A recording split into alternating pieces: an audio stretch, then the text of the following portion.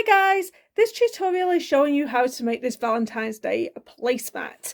I've also done some written instructions and that link is down below in that description box. I have done something completely different with this particular tutorial. I've actually written a blog post for everything that you need. So if you're a person who likes to have it all printed off, I know exactly what you need there and then on a piece of paper, and then you use the video to back it up, then I have linked it in the description down below. Okay, so you're going to need one 5" by 5" in two different colours. So I've used the grey as the background, and in this case we've used this mustard colour for the heart. Then you're going to need two of a yellow and two of a grey. I'm just going to say yellow to the pink. Like I said before, this is all written down for you in that link down below in that description box. Also, we have four 2" by 2" squares. We also have two 2.5" by 8.5". We have two 4" by 12.25". And then later on, to make this into a placemat, we're going to need a 14" by 1/4 by 17" and 1/4 for the batting, the same for the backing. And then for the binding, I'm going to need 60" by 2.5". And that's to make one placemat. So the first thing I'm going to do here is prep my square, and I would advise you to do it on the most lightest colour so you can see the line markings.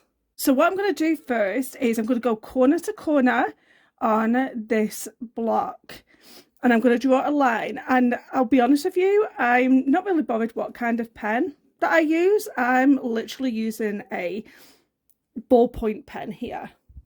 Here we go. This is the first line here. So we're going to do another line coming down here at 1/4 inch on either side. So here we go. Now we have these line markings. So basically what we're going to do is going to get our second piece of 5" by 5" square block. This is this one. We're going to put that yellow one on top of the grey one. Now, the centre line here is the cutting line. The two on the outer side are the sewing lines. So basically we're going to take this over to the sewing machine and we are going to stitch along this outer line here, and we're going to stitch down this outer line here. As you know, I use a Babylock Soprano. I am not paid nor sponsored to create this video. So in the top thread, I have a white polyester thread. In the bobbin thread, I also have a white polyester. I will have a 9014 needle in my sewing machine. And also I like to put on a 1/4 inch foot with guide. I'll probably take this off for this particular part because the guide is going to get in the way. So I'm just going to put a regular foot on. These here are my stitch settings. Don't forget to like my video, by the way. That really helps my videos when you guys do that, and also comment. So I'm going to sew them two outside lines like I just said. And it's nice to have their markings. You just go all the way down. I would also just tidy these tails off as you go. So these are the two outside lines that we've just stitched, and I am going to cut this one in the centre. So I'm just going to get my cutting mat here, and we are going to cut right down the centre there. I mean, it doesn't have to be precise. And then that's going to give you two half square triangles. So when we open this up, it will reveal two half square triangles. I'm just going to set them aside and I'm going to work on the next part. Now take one of the 4.5 by 4.5 and a 2" by 2". And what we're going to do is we're going to place one on each corner like so. You might just want to do one at a time here. So I'm going to do this section first.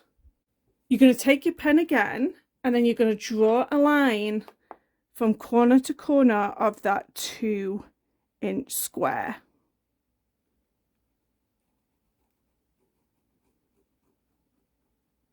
Like so. And then you are going to sew down this line here.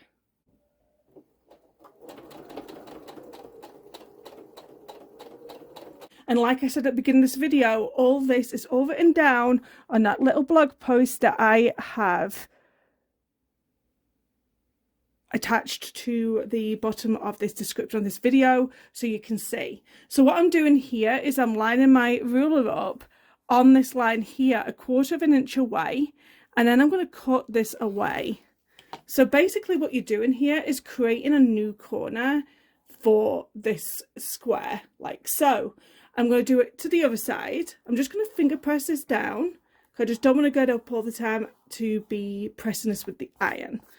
Okay, so we're going to take our next square, we're going to put it over to that other side, we're going to create another line, and we've cut that, and we're going to open this up to reveal our new corner. I'm going to do that again for a second time, so I have 2 of these. Okay, so these are the parts of my heart. It really wasn't that difficult. So I am going to press these down. So this is basically how we're making the heart happen. Also on the half square triangles here, you have what's called dog ears. Just take these off here so they're out of your way.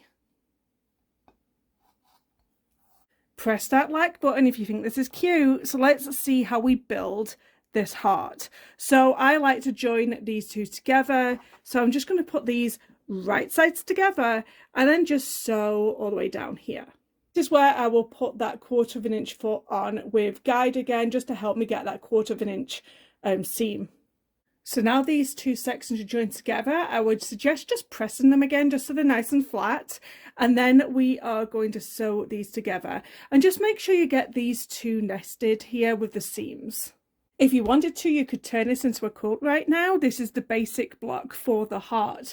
So the next thing I am going to do is just make this a little bit taller, because I'm going to be turning this into a placemat. So basically I am going to sew this onto the top, and it's basically 2.5 inches by 8.5, but I might be cutting this off because I cut this down a little bit slightly. So if it's slightly off, then just cut it down, no worries. So I'm going to sew this one to the top and another one to the bottom. If you do have a little bit of excess of fabric like I do, just cut it off. And then on this side as well.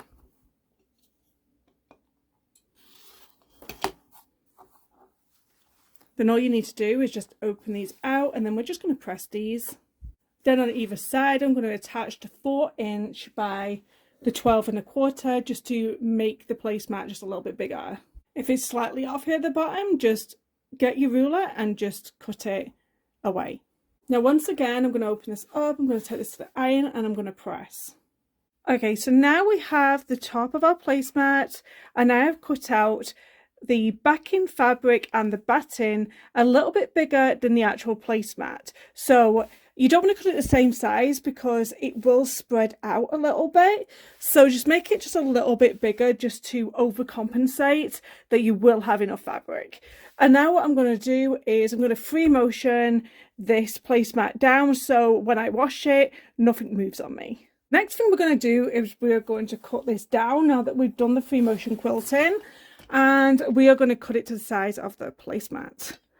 So I'm just going to cut it next to the top that we have created.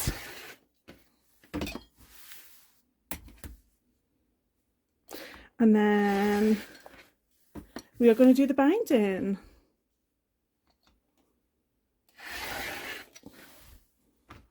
There we go.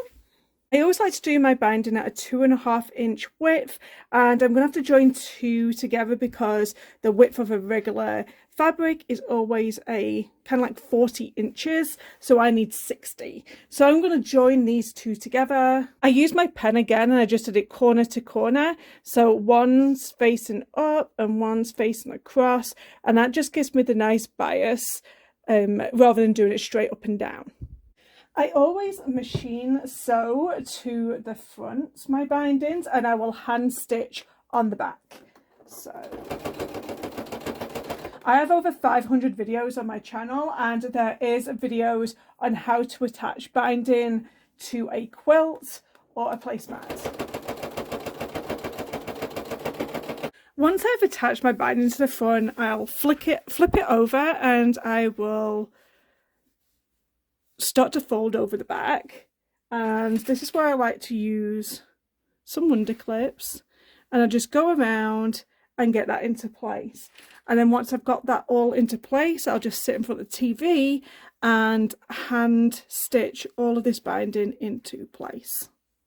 This is what the finished placemat looks like, and like I said at the beginning of the video, don't forget that I do have a written how-to in that description box down below, so you can see all the measurements as you're working along, as well as watching this particular tutorial. So I hope you've enjoyed watching this Valentine's Day placemat. Thank you.